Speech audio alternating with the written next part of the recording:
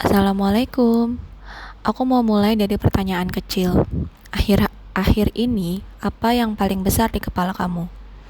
Tagihan, masa depan, rasa takut, omongan orang, atau capek? Karena jujur ya, kadang hidup gak menghancurkan kita secara langsung, tapi bikin kepala kita penuh terus. Dan ayat ini datang dengan kalimat pendek, dan agungkanlah Tuhanmu. Ini penting, urutan ayat itu gak random. Kemarin bangun, karena setelah bangun dari capek, bingung, takut, kita perlu arah. Kalau enggak, kita bangun cuma buat balik stres lagi. Jujur aja ya, kadang yang paling besar di hidup kita bukan Allah, tapi ketakutan.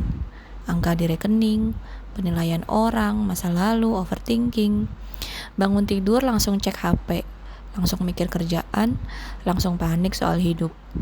Pelan-pelan, itu bisa jadi besar. Allah gak bilang ingat aku, tapi besarkan aku. Karena masalah manusia sering bukan lupa total sama Allah. Kita masih sholat, masih doa, tapi di dalam hati yang paling besar tetap rasa takut. Zaman sekarang gampang banget bikin kepala sesak. Scroll sedikit, orang lain sukses. Scroll lagi, orang lain nikah. Scroll lagi, orang lain kaya. Sementara kita masih bingung hidup sendiri. Dan tanpa sadar, dunia jadi lebih besar dari Tuhan di kepala kita. Aku pernah ada di fase dimana masalah terasa gede banget, sampai doa pun terasa kecil. Dan ayat ini kayak negur pelan. Kamu lagi membesarkan apa? Karena yang sering bikin kita tenggelam bukan masalahnya, tapi karena kita memandangnya terlalu besar. Bukan berarti udah jangan sedih, enggak.